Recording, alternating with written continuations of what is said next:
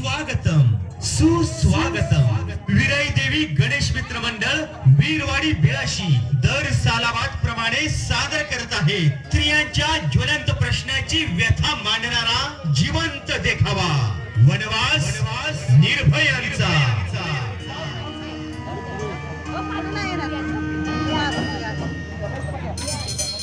हे ईश्वरा सर्वांना चांगली बुद्धी दे, आरोग्य दे, सर्वांना सुखात आनंदात ऐश्वर्यात ठेव, सर्वांचा भला कर, कल्याण कर, रक्षण कर आणि तुझे गोड नाव मुखात कंद राहू दे। बाबा हा घ्या प्रसाद। बाबा मी दुपारचं जेवण बनवून ठेवले, 4 चपात्या आणि दोडक्याची भाजी आहे बरं का, वेळेत जेवून घ्या। सोनू पण येईल क्लासवरून आणि हो त्याला पण सांगा जेवण घ्यायला। तुमच्या गोळ्यांचा डबा पण देवळीत काढून ठेवलाय, तेवढं गोळ्या घ्यायला विसरू नका बाबा। बाबा अहो मी तुमच्याशी बोलते, एवढं का गप्पात?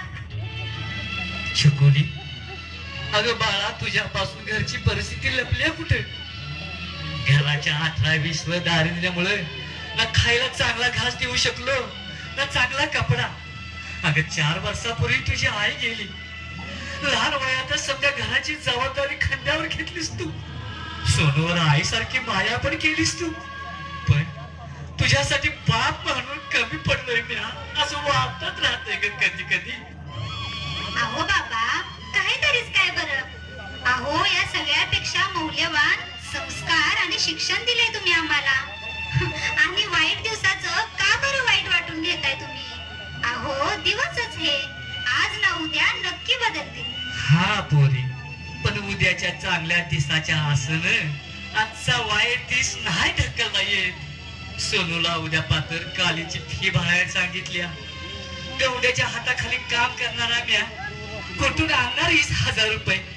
पोरी 2 दिवस झालं लोकांचं उमरं झिजवलं, हाता पाया पडलो, पण काय मी व्यवस्था झाली नाही ग पोरी। मग आता काय करायचं बाबा? अहो एवढी रक्कम आणायची कुठून? व्यवस्था झाल्या बाळ। ती कशी बाबा? तुझ्या आईची शेवटची आठवण, तिचं मंगळसूत्र। म्हणजे आईचं मंगळसूत्र तुम्ही मोडलं बाबा? नाही ग पोरी नाही, घाण ठेवलंय सावकाराकडे। मोडीन कसं बाळा? आजारपणात बहुतेक तिला मरण दिसलं होतं तिचं, म्हणून तर मरण्याआधी तिने स्वतःच्या हातानं मंगळसूत्र काढून माझ्या हातात दिलं आणि म्हणाली माझ्या छकुलीच्या लग्नात हे मंगळसूत्र घाला तिला, तिच्या लग्नापासून म्या काय जगत नाही। हे मंगळसूत्र आयुष्यभर माझा आशीर्वाद बनून कायम तिच्या सोबत राहील।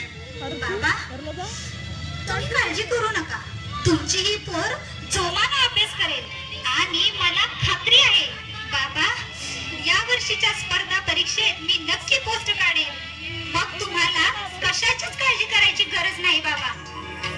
हो पोरी, ज्योतिबा रायाच्या कृपेनं होईल बघ तुझ्या मनासारखं, आणि तू साहेबीन झाल्यावर बघ कशी मिरवणूक करतो गावभर। ठीक आहे बाबा, जेव्हा जे करायचं आहे ते करा, पण आता मी निघते, लायब्ररीत जायला उशीर होतोय मला, येते बाबा। बर ठीक आहे बाळा, जा सावकाश जा।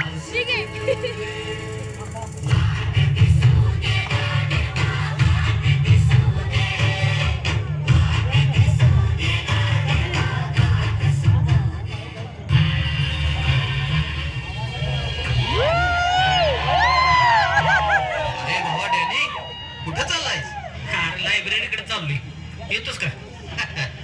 अरे तुझा बाप गावचा सावकार आणि माझा आमदार, अरे आपण बापाच्या जीवावर आईश करायची आणि ते सोडून लायब्ररीत जाऊन थोडाच वेळ वाया घालवायचा असतो भावा। भावा ते तर हायच की रे, पण मी तरी कुठं अभ्यास करायला चाललोय?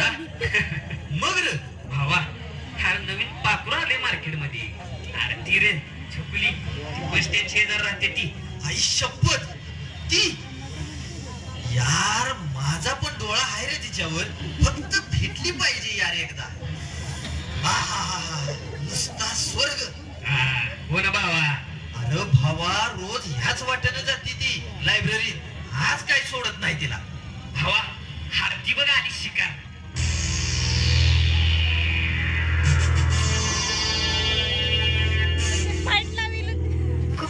कोण तुम्ही? शिकारी. अगं लई दिवस झालं त्या वाटेनं जाताना बघतोय तुला. म्हटलं आज जरा ओळख करून घेऊया थोडी. प्लीज प्लीज जाऊ द्या मला. जाऊ दे हो. वाट सोडा माझी. पाया पडते तुमच्या. जाऊ द्या. ए छकुली, अगं तुझी आणि आमची वाट एकच आहे ग. आणि ती सोडून कुठं जातीस? चल तुला आज एक नवीन वाट दाखवतो. त्याने धर हिला. सोडू नको धर. सोडते तिला. सोडा मला. सोडा.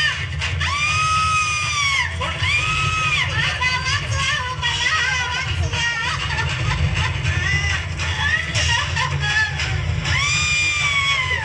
वाचवा, कोणीतरी मला वाचवा. आई खूप त्रास होतोय गं मला.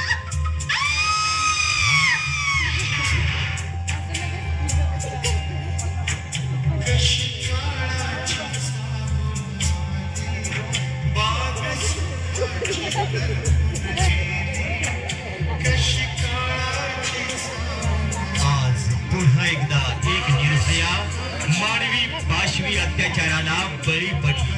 छकुलीने अखेरचा श्वास घेतला.